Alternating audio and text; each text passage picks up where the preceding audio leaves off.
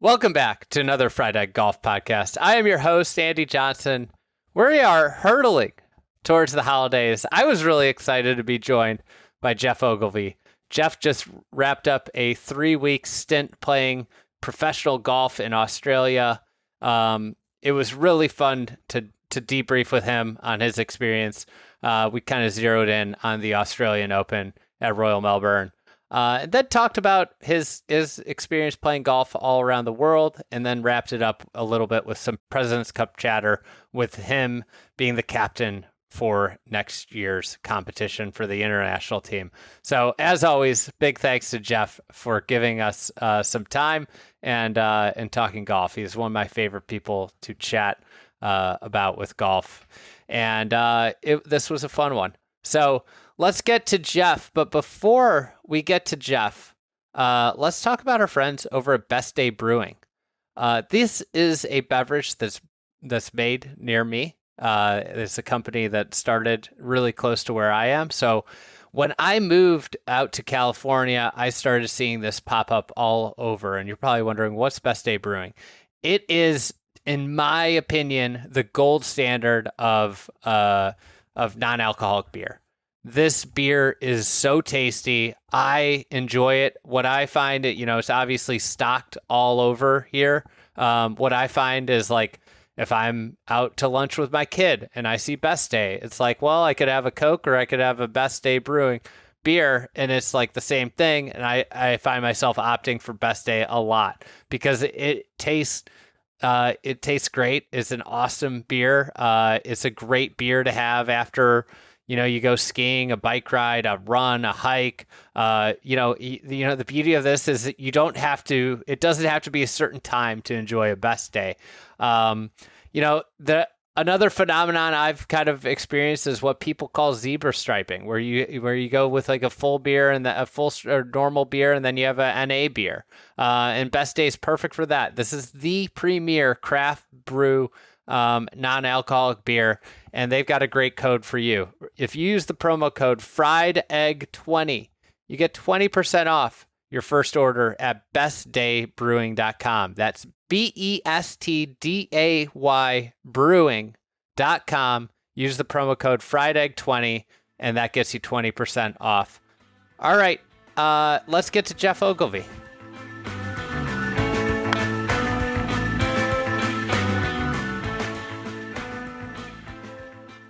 All right, we welcome Geoff Ogilvy back on. Geoff, we just wrapped up a couple weeks on the Australian scene. You've been playing a lot of competitive golf.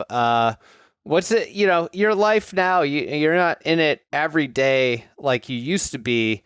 What's it like to go through these spurts of busyness in competitive golf? It's interesting. I still think of myself as only a golfer, Obviously I do lots of other things now with the golf courses, and the President's Cup captaincy sort of has taken a bit of time, but it felt like I was going back to work, like I practiced a fair bit before I went to Australia. I've been thinking about the tournament since I sort of walk out on the range on Tuesday morning and hit some balls and look for a practice round pairing and play practice round, then a pro-am, then the tournament. It felt like, I know what I'm doing. Like, it felt like going back to doing what I know what to do. So it was nice to do what I do again for a couple of weeks. Yeah. It's got to be nice doing it at home too. It's I think like the Australian Open this year at Royal Melbourne, I think for pure golf fans was as good as it gets. For me on the West Coast, the time that it was on, Friday, Saturday night, and getting to watch, two of the most memorable events of my time covering the sport were the President's Cup at Royal Melbourne and the Australian Open this year at Royal Melbourne. What's it like for you playing the Australian Open at Royal Melbourne versus, let's just say a regular PGA Tour event? What type of difference do you feel? Well, for me, it's interesting because I grew up right next door to Royal Melbourne. Well, right next door, maybe 800 yards, And I used to, in the 80s, we had an Australian Open in 84, 85, 87 at Royal Melbourne. 91, there was a big tournament in 1988 called the Bicentennial Classic that, Peter Thompson played in, Jack Nicklaus, Fred Couples, Greg Norman. Like, it was the who's who. It was 500,000 first place for the Bicentennial Classic in 1988, which was triple what the PGA Tour was playing for at the time. So that was a mega tournament. So I grew up watching golf tournaments at Royal Melbourne. And I just figured that professional golf and Royal Melbourne to me was synonymous. It was the same thing. That Royal Melbourne was meant for professional golf. And then when I turned pro in the late 90s, the tournaments disappeared from Royal Melbourne. I'd played, we played a Heineken. There was a couple of tournaments early 2000s. The one where Ernie Els shot 60, was it like 2000, 2001, 2002, something like that? You can find that out. Yeah.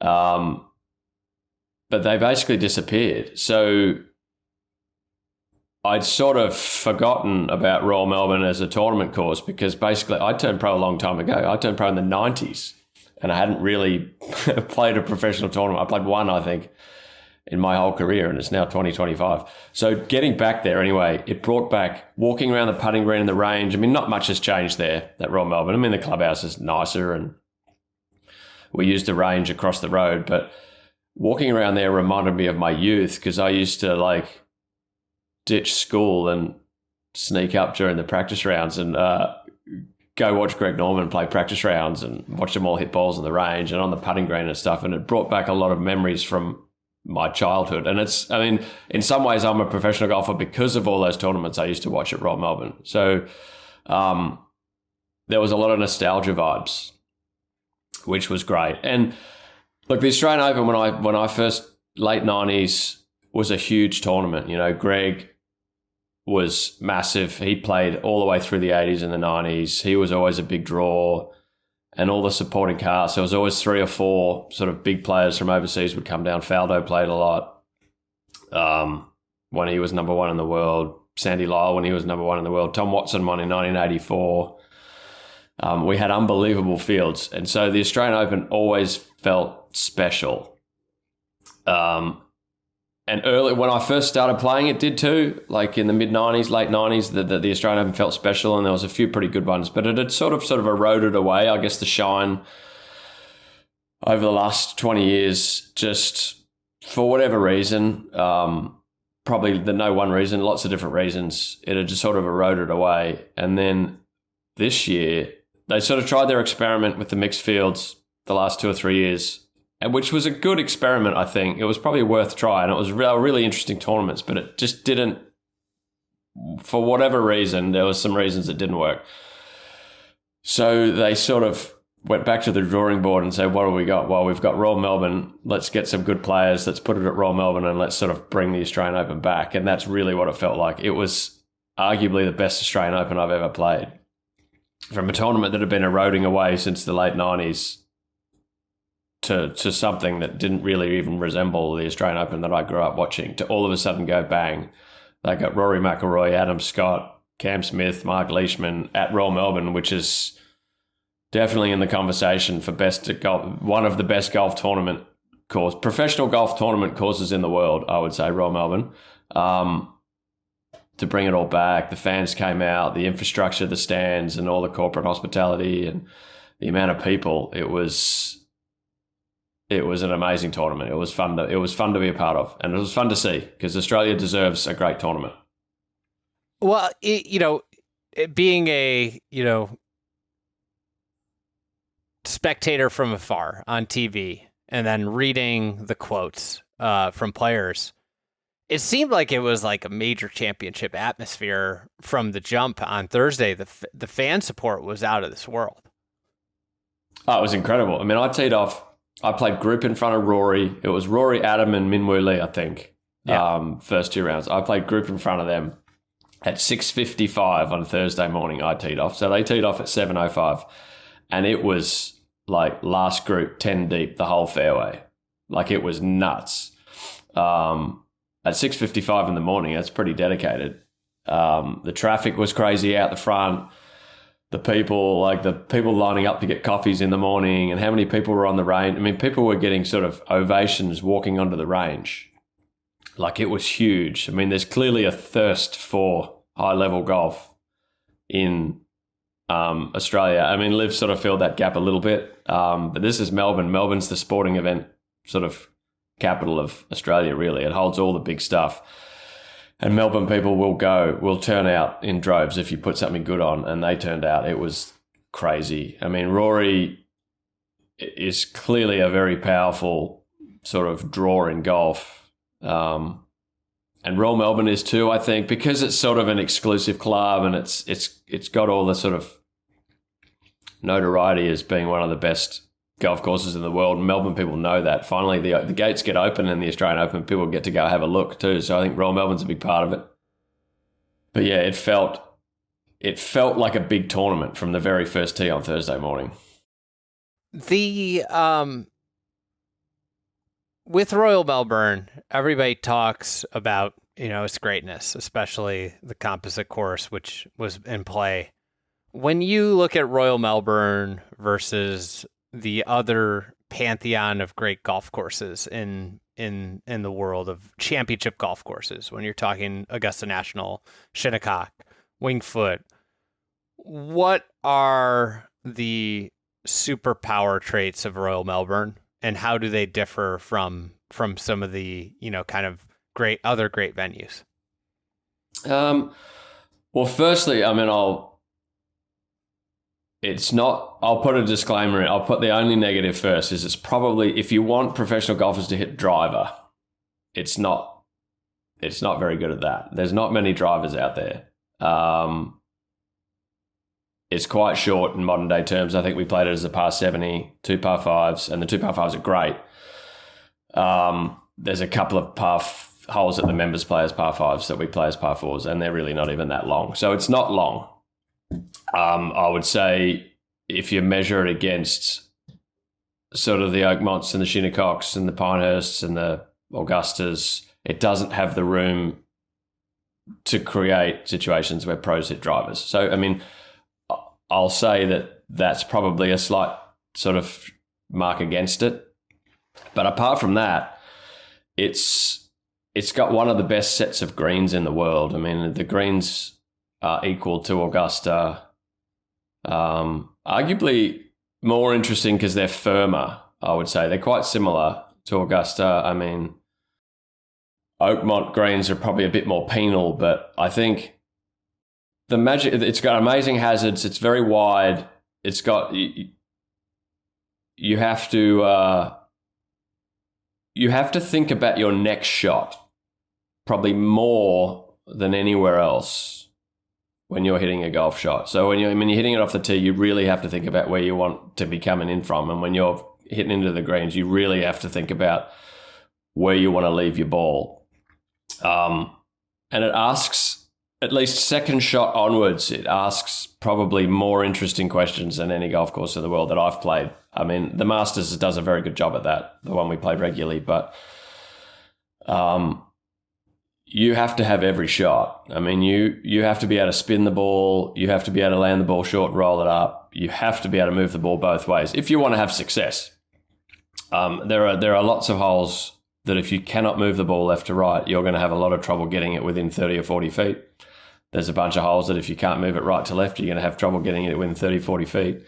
And your everything gets compounded. So if you hit a really high quality shot into a green, it goes towards the hole and you get sort of compounding rewards for an easier putt and a shorter putt, and everything's better. If you hit the wrong shot, it's compounding troubles. You know, you get a longer putt or a harder bunker shot, which will make your par putt even harder. So it's the pressure you feel going into the greens is very high, and that's a hallmark of the great tournament course. I mean, you feel a lot of pressure going in the greens at Oakmont, a lot of pressure going in the greens at Pinehurst number 2 or Augusta. It's that shot into the green is it's quite nuanced, and it's it has to be a shot of the highest quality. Like, everything matters, not just where it lands matters. The flight matters, the spin, the strike that you've put on the ball, and the very regularly hitting away from the pin is the correct way to play the hole. And that's sort of counter to modern professional golf. I mean, the right way to play professional golf these days is just aim at the pin and go for it, and if you miss, then you just get up, you short little one up and down. Whereas at Royal, you really have to, it makes you nervous coming into the greens, because you're constantly thinking, right, where can I make par from? Which is amazing considering it's very wide. The rough really isn't that relevant. The bunkers are deep, but they're not unplayable bunkers. If you're in a bunker on the correct side of the green, it's an easy bunker shot. But if you're in the wrong side of the green, it's like, how do I get this bunker shot on the green? So it's a golf course that really makes you think about your next shot when you're hitting your current shot, which I think is very prevalent on all the best championship courses. Yeah, something stood out to me obviously we talk a ton about firmness and how important it is for the modern game, but there's just seemingly a different level out there. And, you watch enough pro golf and you're just grow so accustomed to, if a wedge is in the hand, it doesn't really matter where you are. But there, because of the level of firmness, and particularly when you get the tucked pins, even with short wedges, you're talking full lob wedges, and you saw guys like trying to really step on wedges to, produce the most trajectory and spin to mitigate the firmness. You're seeing sides of the fairway rewarded with wedges, which is just something you don't see in normal, pro golf at this point, where, anywhere you are, if you get a wedge in your hand, if you're in the short grass, like, you're going to be able to stop it somewhere. That was kind of one of the big revelations that I had. And I think what you were talking about, that tournament, it was a great finish with Cam Smith and Rasmus Niergaard Peterson coming down the stretch. Cam Smith was a perfect example of what you're talking about. His tee shot was on the right side of that fairway, trying to get to that right pin on 18. And he, at this point, knows, par's probably going to win him the tournament. And he kind of plays safer. And you see, from the poor angle, he plays a little safer, and the ball repels further away while still on the green, and it left him just a near impossible two-putt. And I think that was, golf, when you play it at that level of a golf course, feels a lot more like what you were describing. I always think about tennis in the sense of, like, these tennis players are hitting up shots to their opponent to set up their next shot. Yeah, I mean, there's a lot of nuance. I mean, that last hole, that pin on Sunday is really hard. I mean, you really can't. You can kind of get close to it from left side of the fairway, but you really can't. But the depth of the challenge is that if you have a club that can carry the sort of the bunker that the pin is over, which is sort of halfway up the green, if you have a club that can get all the way to the hole, if you hit it where Cam did, you leave yourself an impossible putt. Yeah. But if he'd hit a club right, if you take the pin out of play, you hit a shorter club, you leave it 30 feet short and left, it's a dead straight putt. So I don't know if you remember that his second putt, his first putt, it breaks 12 feet. You can't get that putt next to the hole. It's really fast. But his second putt almost goes left. Like, it's a dead straight putt. It didn't break. He wanted it to break.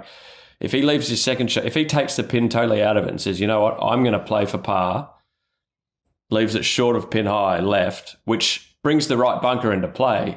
So you have to take, if you take the pin out of play, you can then hit it to a putt where it's a pretty easy two putt. But if you feel like, I'm trying to get this shot sort of close to the hole, you hit it past pin high, and now you can't two putt it. Like, that's the depth of the challenge, is that you really have to decide, if I want to make birdie, you are risking not being able to two-putt it if you pull it. But if he'd given up birdie and just wanted to make par, then you've got a chance to you'll never make birdie, but you've got a chance to make par. So I think it's interesting because we don't get that anymore. I mean, I'm sure in like the Mike Claytons and the Peter Thompsons and the older golfers that I talked to, that they suggested that golf was more like that. What used to always be more like that. But professional golf isn't like that. Like 195 to the pin, I'll get my 195 club, aim it at the pin and hit it. And I'll work it out what happens when I get there. Whereas Royal, when it's that firm, it brings in a whole lot more depth, I would say, to the challenge. Like you really have to make good decisions, hit good shots, and be very decisive, because you have to, if you're willing to give up birdie, you can make pretty easy pars. But if you start wanting to make birdies, then you bring in all sorts of problems. And when you get to a last hole of a tournament like that, when they're all tied up, it gets very interesting. Rasmus, he hit it in the worst spot possible and got it up and down. Like it was a career up and down. So Cam got a bit unlucky on that front. And Siwoo was funny too. They were playing in a 3-ball, and Siwoo needed to make birdie. Or he felt like he needed to make birdie. In the end, he did need to make birdie. He couldn't help himself. He just tried to hit a big high cut 5-iron straight at a pin that you can't hit a cut 5-iron to. There's no chance he hits the green doing that. But he just couldn't help himself, which is why we love Siwoo.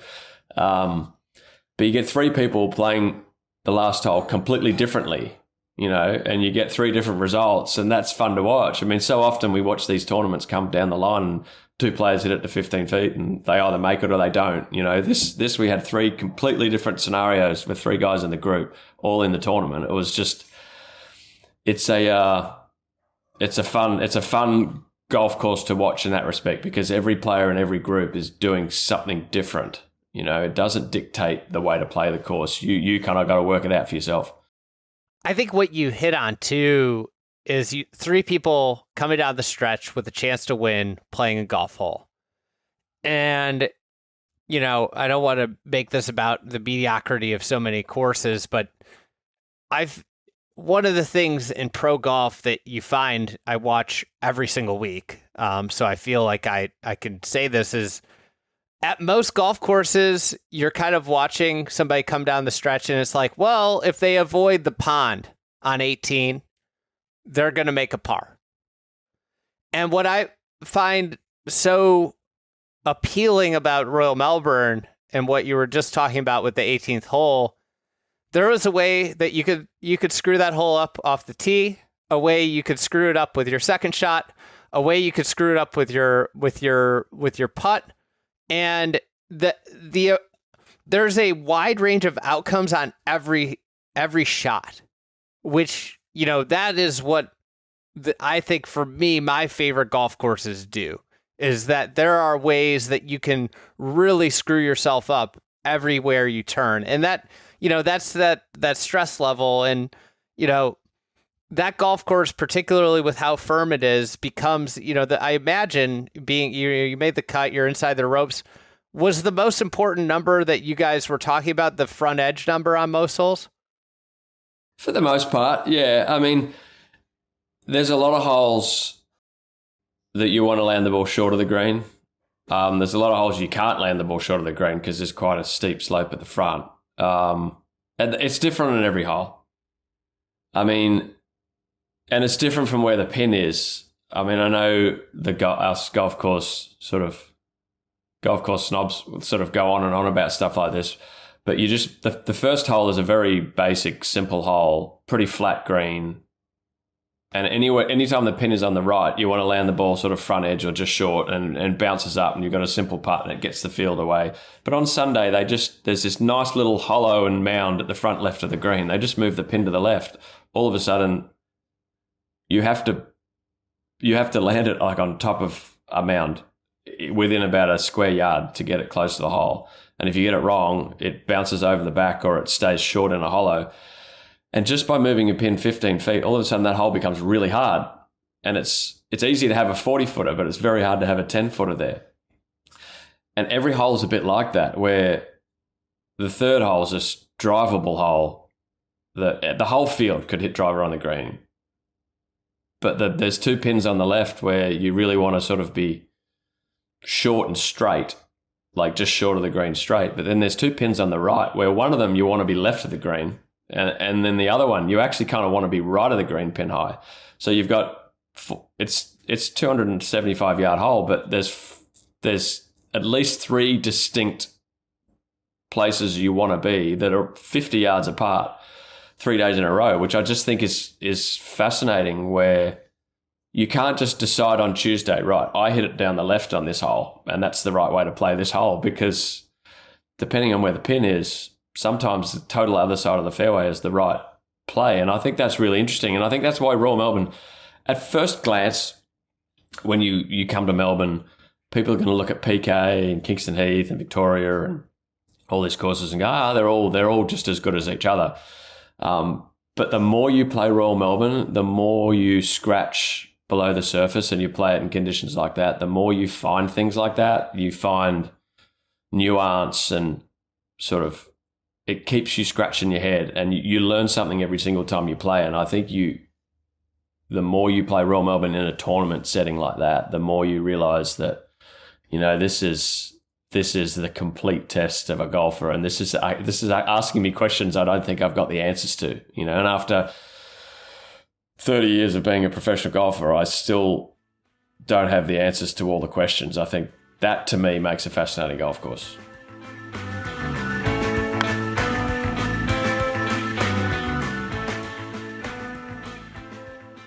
All right, we're talking all about traveling around the world. Let me tell you one of the ways that I make my travel easy. Our partner, Away, but forever, Away was not a partner of ours. You may have recently seen on our YouTube page, we did a big San Francisco travel guide. That was brought to you by our friends at Away. But Away makes the best luggage in the game. I can say that because I would never have thought about buying any other luggage other than Away before they partnered with us. In fact, frustratingly, I had just bought a lot of luggage, new Away luggage, before they had partnered with us. A couple bigger suitcases. One of the things I love is the aesthetics. They are really simple. The design details, really simple. But what it does is it also fits a ton of clubs. It's a beautiful design with extreme functionality. I was pulling a buddy's suitcase the other day through the airport alongside my Away carry-on, and I was thinking, God, this suitcase just doesn't roll as good as my Away. The Away has the best rolling system, these 360 spinner wheels, which makes navigating an airport with a lot of luggage, as I often am, really easy. I couldn't imagine going with the non-4-wheel suitcase. One of the cool things they did for us was they made some custom luggage with our logo. They do that for companies, so they can do your corporate gifting over there at Away. So if you're interested in getting some new suitcases, this could be a great last-minute gift. They have some retail locations across the country, but the easiest way is to go to awaytravel.com/fried egg. That's awaytravel.com/fried egg, and you get 10% off your first order. All right, thanks to Away, and let's get back to talking about international golf with Geoff Ogilvy.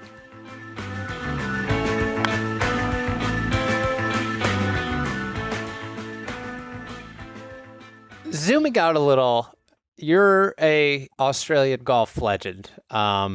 You've played, as you said, professional golf for 30 years now. As you kind of age, do you have any frustration with the golf calendar and how it sets up for your home, championship? As far as dates and stuff, you're talking about? Dates and conflicting tournaments. Look, I think there's two sides to this argument. I think a couple of weeks, the Australian Open last week proved that if you put on a great tournament at a great course in Australia, people are going to come, and it matters. So I think having such a dense professional golfing calendar, there's one argument to say it's great because there's lots of professional golfers in the world, all worthy of playing golf for money. There was a tournament in the Bahamas, a tournament in Melbourne, and a tournament in South Africa that same week. And look, they were probably all great tournaments, and people loved watching them, and it entertained 3 different sets of people. And there's an aspect to that that's great, but it would be nice to have a bit of sort of space in the calendar to highlight things like the Australian Open and have the whole golf world watching, and have it be the option for the week of the first week in December or whatever. Everyone in the world, if you want to play a great tournament, there's one on in Australia, and that's your choice. Like, that would be great too. I don't know where I sit. I mean, look, as I said, I think it was a great tournament. And it competed against 2 other tournaments, and it was still a great tournament. I feel like the viewership in the US was pretty strong.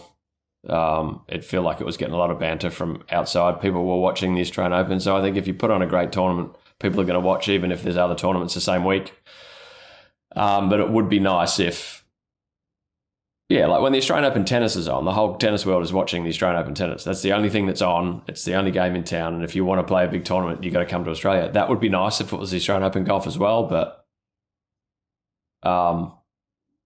golf's a bit different from that. Yeah, I'm not sure. I could argue both sides of that, I think. I think that's what's, interesting about talking with you is, you're someone that made most of his career, and, you played in this Tiger generation where the worldwide opportunities all kind of moved stateside. And the tour you came, your early part of your career was where you had, the best players of the world were all spread out. And then you played through the consolidation onto the PGA Tour. And the tour's at a fascinating inflection point right now. They have a new CEO, Brian Rolap, who's talked about this idea of scarcity and a real big makeover to the schedule.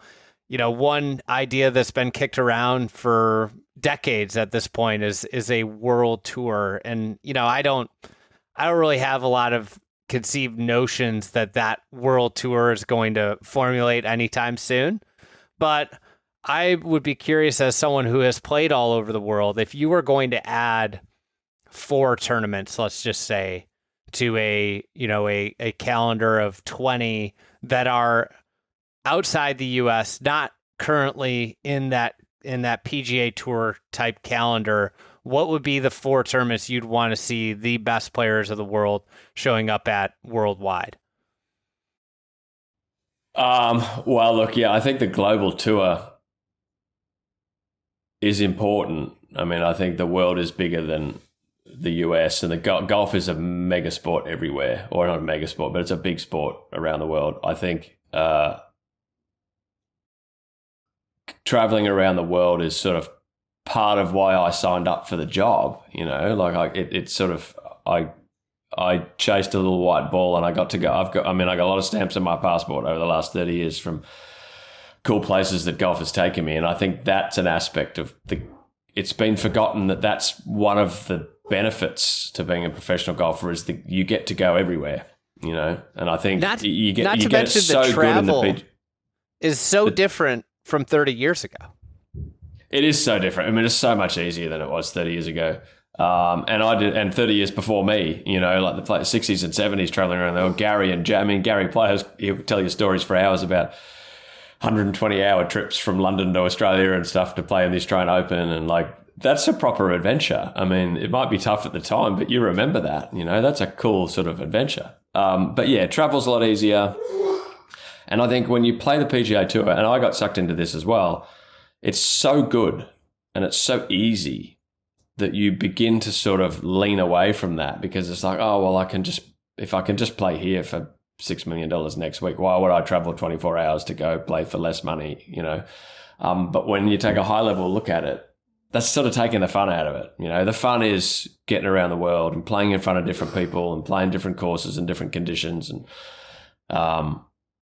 I think that's you lean away from that after a while when you're playing the PGA Tour a lot, but it's a shame, because that's, if I sit down now and sort of reminisce on my career, the big travel trips were the most enjoyable parts of it. But I don't know. I mean, to go back to your original question, I mean, the Australian Open, I think, clearly should be a part of any sort of global tour. I think golf is such a great sport in Australia. We've got such great golf courses that everybody seems to enjoy playing. And they're so different, you know. It's still golf, you're still hitting a ball, but they're so firm, and it's not really a driver test anymore. It's more of a test of irons and short game and sort of strategy, which I think is refreshing, you know. The UK, clearly we have to have a stretch in the UK, because that's as good as the golf is in Australia. It's probably better in the UK if you actually really look around that place. I mean, they invented the game. And everybody obviously loves the Open. The Open's great, and that rotor's brilliant. But I mean, the courses west of London are amazing. The whole island both islands, Ireland and the UK and Britain, is just, they're dotted with just outrageously good golf courses. So I think Britain has to be a big part of it.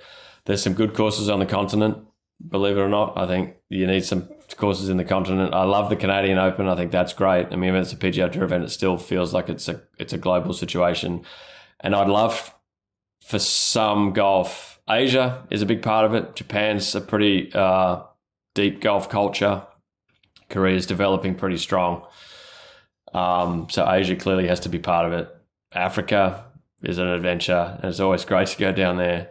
In South America, we never seem to play too much professional golf down there, and we've had so many great players from sort of South America, especially our President's Cup angle, Argentina and Chile and Colombia, and like, I think a true global swing, you know, I think would be one. It would be an amazing journey to play it, like to just travel around and to go to all these places. But two, I think taking the best golfers in the world to these places, you can just see, like, it takes Rory McIlroy comes down to Melbourne, and Melbourne's used to seeing big stars. We have a Grand Slam tennis tournament. There's an F1 race here. There's a lot of big stuff in Australia, so we're not completely sort of left alone on that front. But Rory turns up with a sort of supporting cast of Minwoo Lee and Adam Scott and Cam Smith, and like, the people came out. It was a sellout. It was huge. It was a big deal. It was all anyone was talking about in Melbourne for a whole week, and that's cool. But lots of other places in the world, I mean, don't ever get to see that caliber of golfer. And I think it's an overused saying, but if you like, and it's not really something that I would say every day, the growing the game thing. But if you really want to sort of amplify the game and take it around the world to sort of show people how good it can be, you've got to take the best players around the world and put it on their best courses and get them to compete, because it's just a great spectacle for people to see. You know, one of the things you hit on, the idea of South America, Australia, Africa, those are three areas that are in the Southern Hemisphere. And like, one of the tour's biggest problems right now is like early venues that are able to host from, let's just say, January to March, and the time constraints that are placed in those times because of short days that time of year. You know, they can't get these fields through. They can't do that. And what ends up happening is we use these dates in California, and the worst time to host golf events in California.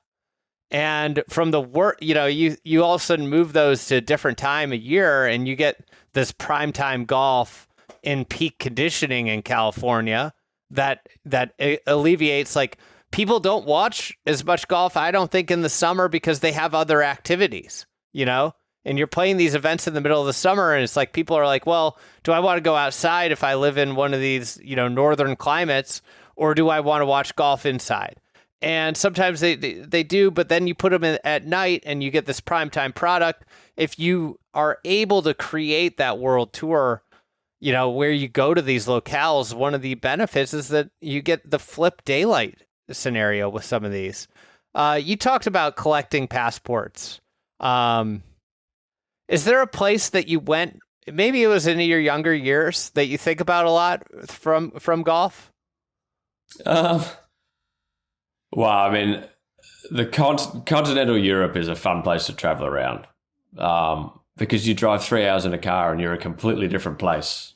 You know, like Germany to Spain is like totally different, right? But they're so close, really. I mean, it's like going from Arizona to California. Like, they're really not that far away, but it's like a totally different place. You drive 100 yards and the accent's different, the language is different, the food is different. A new building in Europe is 200 years old, you know, so you're in these old historic hotels and cobblestone streets, and the food is amazing. And so I loved traveling around there. Lots of places in Asia. I think Japan's an amazing country to go visit. I loved going to Japan. Africa, I mean, played Sun City early in my time, and like, you play golf in the morning and then you go on safari that night, or you go out early in the morning and you go on safari and then you're teeing it up in 3 or 4 hours. I mean, that's just very memorable stuff. Never been to South America, actually. That's why I kind of would love golf to go down there. I don't know.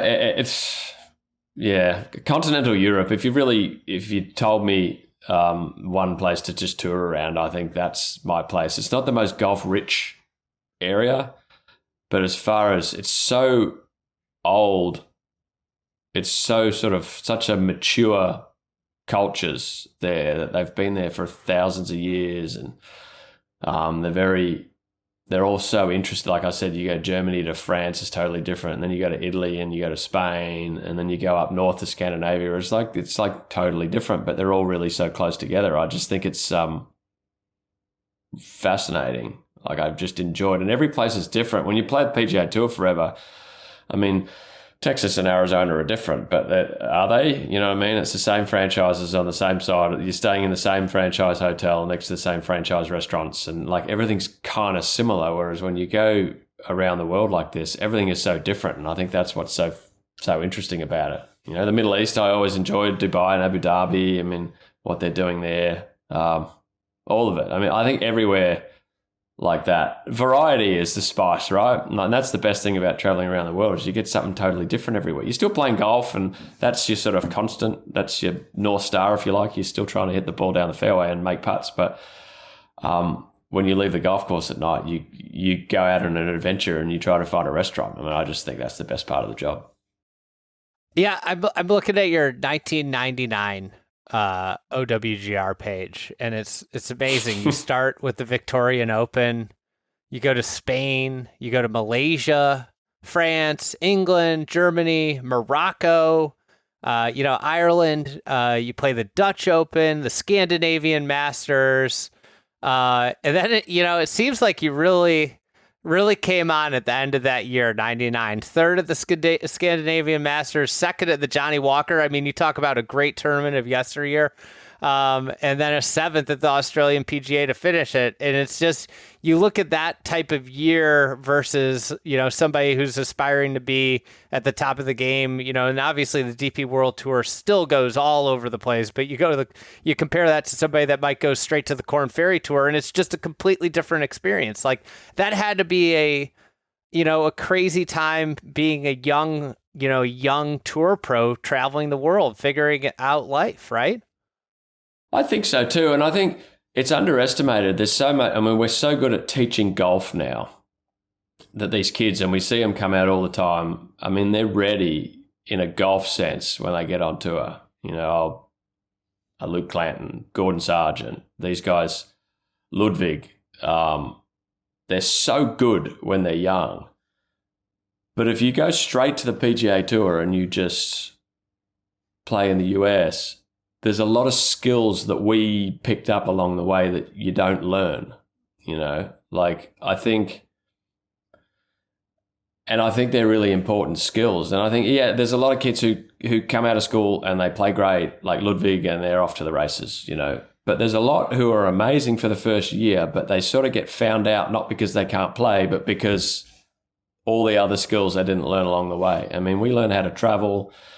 We learn how to eat in different places, to survive in a place with a different language every week and different currency. We were changing. It was pre-Euro when I was in Europe. We were changing currencies every week, and I think there's so much more to professional golf than just being a good golfer. You know, there's being a good traveler and being able to adapt to different circumstances. I mean, I don't think it's not a surprise that the one US kid who went away and learnt how to be a professional golfer was Brooks Koepka. You know, he went straight to the Challenge Tour, played Challenge Tour for a few years, played Europe for 4 or 5 years, and when he came back, he was by far and away the best player in the world and the most accomplished kid that had come out of the US for a while. And I'm not picking on US kids. Australian kids do the same. Like, everybody just goes to the Corn Ferry Tour, plays the Corn Ferry Tour, tries to get on the PGA Tour, and then they play. I think learning those skills of it's cold one week and I'm playing on Poa grass this week, and next week it's Kikuyu grass, and the next week it's Bermuda grass, and the language is different, and the food is different, and the hotel, the pillow's a bit flat or it's a bit high, or, you know, there's no gym here. How do I work that out? You know, there's only some of those early European Tour tournaments, you could only fit 7 or 8 players on the range. So you'd have to learn how to fight for a spot on the range, you know, and then it's dark when you tee off sometimes, or you're finishing in the dark, or it's just all those little things that you pick up along the way. And I think that makes you a more complete golfer. And when you get to like regular PGA Tour events, you sort of see a big variety of names pop up on the weekend of like every week it's a different group of guys. But when you get to those majors or the really challenging golf courses, it's the cream will rise to the top because there's more tests than just golf in those weeks. And I think traveling around the world, playing in a variety of conditions creates a more complete golfer, you know, and it's just a more interesting journey. Like, I just think there's more to golf than just 125 mile an hour swing speed and hitting a nice high draw. It's like, there's more to it than that. I mean, that's a big part of it. It's the biggest part of it, but the picking up life skills along the way, I think it just makes it more enjoyable.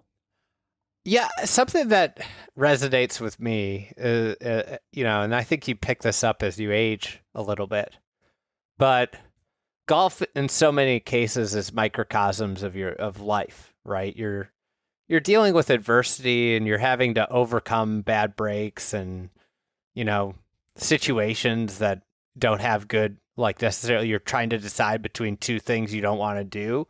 You know, often on a golf course when you hit it in a wrong spot, and you know, there's a lot of patience and all that. And like, some of the things that have helped my golf game the most is just like when you just get thrown a whole pile of crap in your real life, and then you go to the golf course and you're like, this isn't a big deal. Like, this doesn't really matter that much because you're experiencing all this other stuff in life. And I think about like how it feels like when, you know, every pro golfer's trying to get to this point, you know, of where a major championship is just another tournament, or a pro tournament, you know, playing a tournament feels like another round.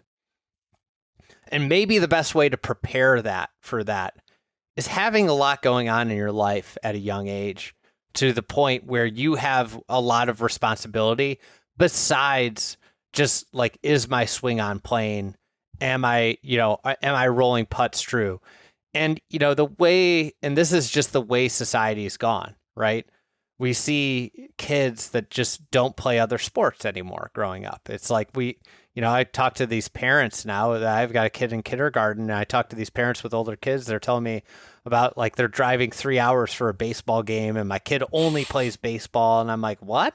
He's 8, you know, like, what are we talking about? But like, this specialization is running rampant in the sports, but also, you know, you think about the young tour pro now, the responsibility they have, you know, if you're a promising pro, you have agents that book all your travel. They book your hotels, like you have player dining for all your food. And really all you're doing is like, did I bring my TrackMan to the range? Is like the only thing they think about. And in a way, I do think that actually hinders the player in the long term. Oh, I think for sure. I mean, look, if you we all know a player who, the best player at the club, the club champion or whatever, who only ever plays his home club, who shoots 66 every single day at his home club. And we all think as soon as he goes to another golf course, though, he shoots 75. Like everywhere those players are around. And tour players are a bit the same. I mean, it's more evolved. It's like there's players who are great on their home tour, but they're no good when they leave, and the most complete golfers and the best golfers are the ones wherever they go in the world, they get better. And the more you do that, the better golfer you become at home. I think the more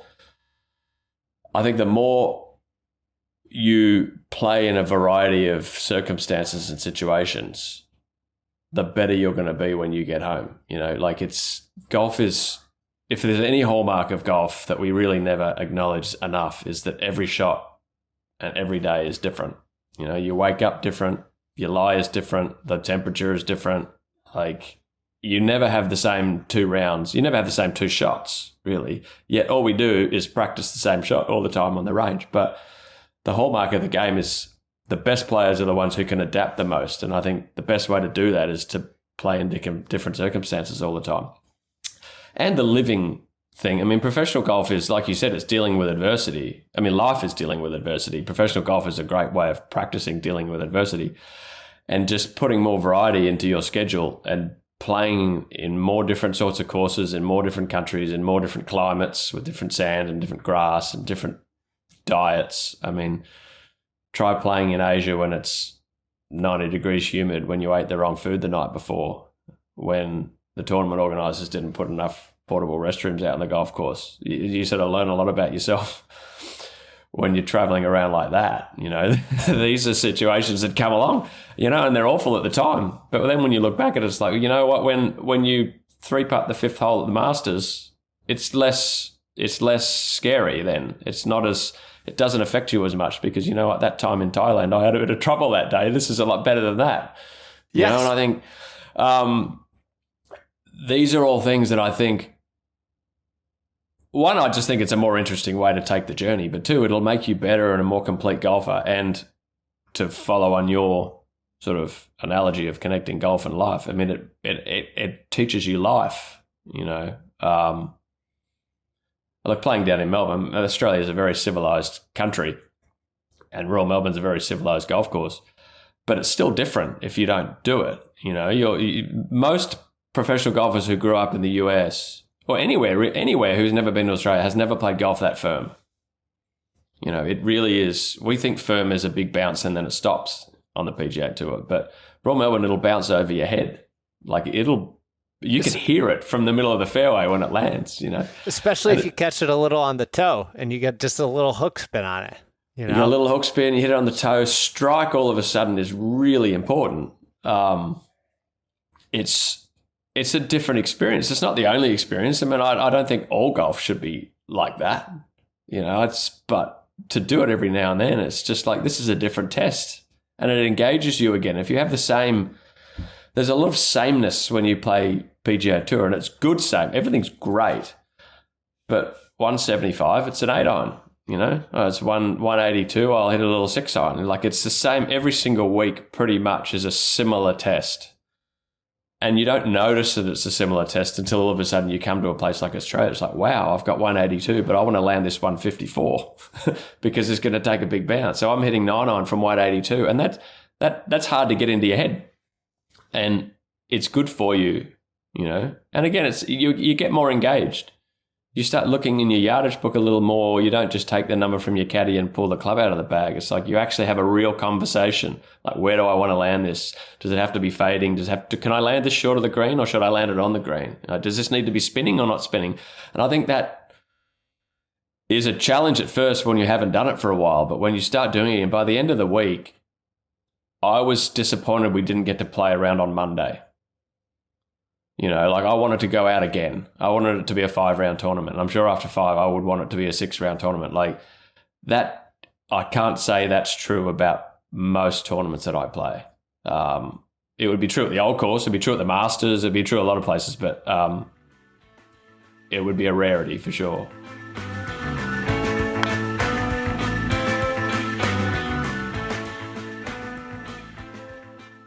All right, real quick. One of the things that makes pro golf easier is staying full, not getting hungry on the golf course. One of the best ways this year that I've figured out how to stay more nourished on the golf course is with Maui Nui. Maui Nui provides really the best and the cleanest, most nutrient-dense red meat on the planet. It is their venison that comes straight from the island of Maui. So they have a couple great holiday gift sets that are ready to gift, beautifully packaged, and same great meat. They have the stick starter, a 6-pack. These sticks are awesome to throw in your golf bag. They also have the Always Summer sausage, which is a small batch fermented and smoked, and they clock in with 20 grams of protein at only 110 calories. So this is like super low calorie, high protein food.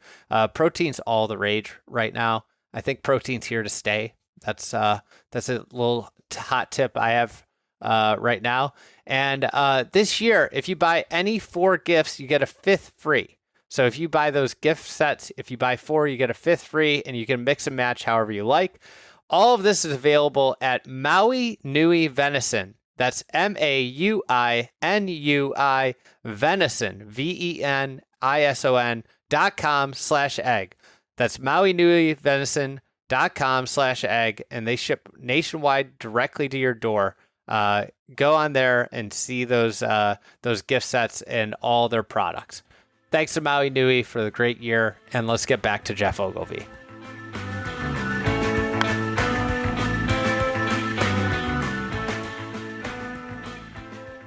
Well, we were going to talk about more stuff. We've eaten it all up talking about golf in Australia and across the world, and I'd be remiss. You're 9 months, 9 months from the President's Cup. You're El Capitan. You're the captain of the international team. What's the next 9 months look like for you? Are you going to be out on tour more often? What's kind of your plans for the next 9 months and getting prepared to hopefully lead the internationals to a win for the first time in a long time? You're gonna annoy your US listeners with that. You're supposed to be Team USA. Yeah, I should have put this hat on for this. There we go. Now that's good. Love it. Get my hat in. I'm fine being international. Here. All right, brilliant. I love it. Yeah. Well, look, it's there's sort of 2 aspects to the job, I guess. There's the logistics of the week. Like getting the apparel down and getting the golf bags worked out and getting the sort of, our team is all different cultures, so getting the food like balanced out for everybody and making sure we've got all the right people there. And then the other aspect of the job is winning the tournament and getting the team together and getting them motivated and picking the right players and pairing them up right and diving into the analytics and the personalities and the sort of teaming it all up. So it's quite a big job. It's interesting. I mean, I've been talking to a lot of people who've been involved with Ryder Cups. I'm going to try to sit with Luke. I don't think anyone from Team USA is going to try to help us, so I'll probably farm some information from the European side of things. I've talked to some previous captains. I've talked to Ernie and Trevor, and just trying to put all the pieces together. Yeah, I'm going to try to spend a lot of time on tour, hopefully playing a few if I can get a few invitations. Just being with sort of the group of players more regularly, get them thinking about President's Cup more. I think a hallmark out of, if you look at the Europeans, clearly are in a good spot with how they approach the Ryder Cup and how they perform at the Ryder Cup. It feels like the Ryder Cup to them is a constant. It's not just a once every 2 years thing. They're always thinking about it. They're always talking about it. They're always sort of making plans for the Ryder Cup, whereas I think we and the Team USA sometimes get to it a bit late, and like I think if I can get with my players more often, get them motivated, we'll have lots of dinners, and I'll try to bump into them in the locker room and get out on tour and talk to them all on the phone and get us together and motivated and fully ready to go by the time we get to Chicago. I think that'll be a part of it, but I'm learning along the way. We'll find out at the end of September how I do, but I'm pretty excited about it. Yeah.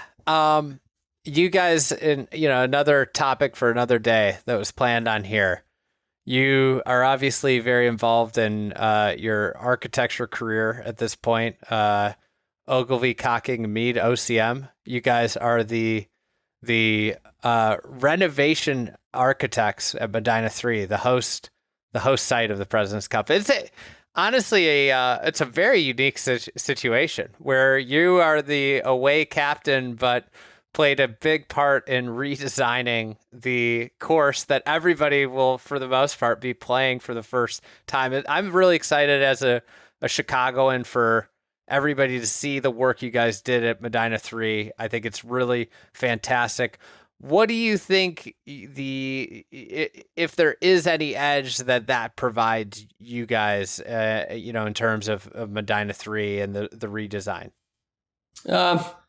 Well, I mean, I think clearly there's an edge going into the tournament because I know the course pretty intimately. I mean, I know what's under the turf there, and I know our intent as far as how we thought sort of this level of golfer would play the course, and maybe have some pretty good ideas about the best way to navigate, a lot of the golf holes. But I've thought about this. I mean, look, and I think my team might feel like a little bit of ownership over the course because they're like, oh, our captain, he's part of this, like he helped build this sort of golf course. So I think there's sort of an inbuilt advantage there. But if professional golfers are anything, they're very, very good at learning golf courses quickly. I mean, part of the job is you turn up on Tuesday morning, you learn a golf course, and by Thursday, you know the golf course. And pros are very good at doing that. I think whatever advantage we turn up with on Monday of the week, by Thursday, it'll be nullified, I would think. I think one of our advantages is, and like a big part of these tournaments now, is the data. There's no shot link data for Medinah number 3 because it's brand new. So they won't be able to pour through numbers and sort of assess what's going to have success and what's not going to have success. You've got to learn along the way. But I think, look, Brant and his team, they'll learn that course pretty quick. They might take a scouting trip there early.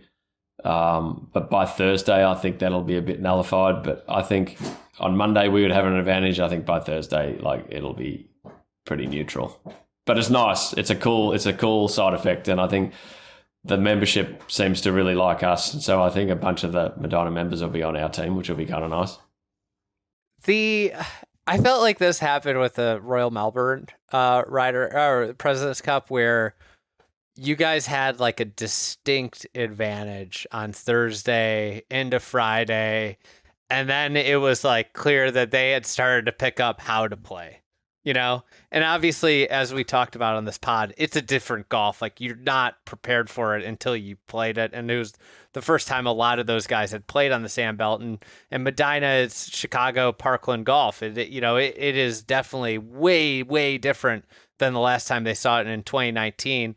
But it is Chicago Parkland golf still. It's an American golf course. Is there a particular hole that, or, feature of the course that you're keen to see play out? Yeah, quite a few. I mean, I think, so we're teeing off Medinah number 5. The Medinah's 5th hole is going to be the first hole in the President's Cup, and then it's going to go all the way around to the 4th. It just fits better, I think, with all the infrastructure. And I think that's going to be a fascinating first tee shot. That's where we put the out of bounds fence, the old post and rail fence up the left. It's right on the edge of the fairway. The hole is going to ask a question. You really want to hit it up close up the left, take the fence on a little bit to get a nice angle into the green. But I think it's going to be a fascinating match play first hole because the guy who hits first, who has the honour, has a decision to make. Well, if I take this on and hit a good tee shot, well, I'm sort of forcing the second guy to hit driver. But if you take it on and hit out of bounds, you're giving the hole away. And we know how hard those first tee shots are in those tournaments. I mean, that's the most nervous these golfers ever are. So the first tee is going to be a really fun thing to watch because there's such a prevalent out-of-bounds hazard off the first tee. And it's going to look great. It's a good-looking hole, I think, from where all the big amphitheatre is going to be built. I think Medinah's 8th hole, which will play as the 4th, that's going to be really interesting. I mean, it's kind of drivable. It's like 320, 330 from the back tee. If they move the tee up a little bit, the whole field will be able to get there. But I'm not convinced yet that that's the right play. I think you could hit anything from a 6-iron to a driver. Anyone who misses the green right is going to have problems. And again, in match play, the guy in front of you hits driver and he misses it right of the green. Well, now the guy who was following, he might have been going for the green, but now he hits a 6-iron because he knows the guy's missed it in a bad spot. That's going to be a cool match play hole. And Medinah 16, which is going to play as 12, I think. I mean, it's the brand new hole, cross the water Cape hole, sort of bite off as much as you can chew. I hope the tour moves the tee forward a little bit so the green is on, so people can go for the green. That again is going to be I feel like on a lot of these holes, the cool holes I think in match play are the holes where the guy who's hitting first is actually at a disadvantage, which is not always true. But if you've got holes like with out of bounds or water where there's big decisions to make, the guy who hits first, he kind of has to sort of play the middle ground, like if he gets super aggressive and gets it wrong, then he loses the hole, instantly just gives the hole away. And you don't really want to do that. But if you go really conservative, it's like you're putting yourself at a big disadvantage. So I think it's going to be fascinating, the strategy. I say President's Cup ordering 1, 4, and 12, I think are going to be really interesting holes to watch the whole field come through to see how all that unfolds. Yeah, I agree with all those selections. The out of bounds off the first tee. I think the right field lines, to use a baseball expression, the right field's going to be a popular place for foul balls that day. Especially, yeah, it's going to be really fun. I'm excited to see kind of how the international team develops this year. I think you've put up some good fights, and I think there's more talent than ever internationally available. Is there a player you're keen for their year this year? Well, lots of them. Look, I mean, we'd love Hideki to get to Hideki's best. He seems to sort of, like everybody, like have great years, and sort of last year wasn't Hideki's probably strongest year. He started really well. We'd love to see Hideki playing great. He got the hero too. Yeah, he did. He got the hero. And the hero. That's a sign for next year, hopefully. I mean, he's a stud, and we'd love to see Hideki at his best. I mean, clearly we'd love to have Adam Scott in the team. I mean, he's all class. He if he gets to the team, he'll be playing his 12th President's Cup, which is unbelievable. This year he might be playing his 100th major in a row or something, I mean, which is kind of nuts. Yeah, I saw he qualified for was it the Open with the Australian Open finish? Yeah, so he's definitely in the Masters. Obviously, he's he got in the Open at the Australian Open. I assume he'll get in the PGA because he's well ranked. So if he can get the US Open, he'll get another 4 in a row, which will be astonishing. Yeah, all of them. Look, Siwoo Kim. We love Siwoo Kim. We're excited. It seems like he's definitely a PGA Tour player going forward. That was a pretty exciting development. He came down to Australia. He texted me and said, "Hey, can I get in the Australian Open?" He texted me really late, and I'm like, "Yeah, I reckon I can work that out." He came down. He played really well. I think he locked up his master spot, and he got an open spot. So Siwoo is obviously a great part of our team. Look, all of them. Love to see Jason Day continue. He played great the last couple of years. Love to see him play really well. Corey Connors, love to see him win a couple of tournaments. He is such a class player. He's up there every week. So a lot of them. I mean, I'm going to be watching them all. Last question. Are you gonna go out at all for the world's greatest food scene, Chicago, for any dinners? Is that you mentioned food is a big part of planning for all these people. Are you gonna appease them with, maybe the world's best food city? Well, wow, that's a good big statement. Everybody's gonna call me out on that. It's fine. I'm a homer. You got no more friends in New York now. Yeah, we'll try. Look at these events are a bit of a circus. I mean, pulling 12 players and wives and taking 30 people into a restaurant, it's not the easiest thing to do. But we'll certainly be trying our best to share the Chicago's great food. One thing is, though, the Chicago hot dog confuses me a little bit. It seems to be different from everyone else's hot dog. You're not allowed to put ketchup on it, but you put everything else in the kitchen on it. That's good. It became really popular in the Great Depression because it had all the nutrients you needed for a meal. Like with the pickles, the peppers, the onion, you got your veggies, you got everything in the meal. That's kind of the origins of the Chicago hot dog. But no ketchup. A proper Chicago person doesn't put ketchup on, right? No ketchup. It's hard for me. I'm not a big mustard fan. I mean, you'll find there's a lot of Chicagoans that make changes to their Chicago hot dogs. And I don't really like pickles. So I'm kind of more of like, I like onions, peppers on my dog. So it sounds like a New York hot dog to me. Well, you got to do Italian beef. That's something you got to do one day. Even though that wouldn't fit in a lot of these the modern nutrition plans. You got to get pizza. These are easy things. Getting pizza to the team room, that's easy. So, and who knows? Maybe one of our friends in the restaurant industry will be able to help you out with like a private room at one of the places. Yeah, no, we're definitely we're excited for the week. It's great it's strangely enough, like we were talking about travel earlier, it's like we very rarely get to stay in a place like downtown Chicago when you play golf, and one of the great cities in the world. So I'm sure we're going to have a great week. It's going to be pretty cool. Awesome. Well, we'll talk in the new year. Have a great holidays, and as always, thanks for coming on the pod a couple times this year. We'll look forward to talking more in the future and a big year for you, and really looking forward to the President's Cup in Chicago. So, absolutely, yeah, anytime. It's been fun.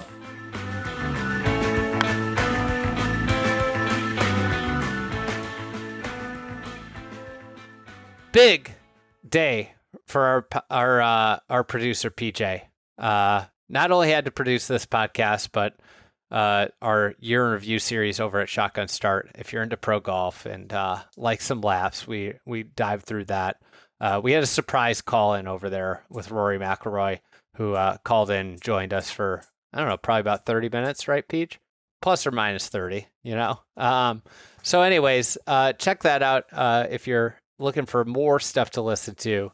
Year in review is really fun there. And big thanks to PJ for editing and producing all of this audio late into the year. We, me and him are looking forward to our holiday break here.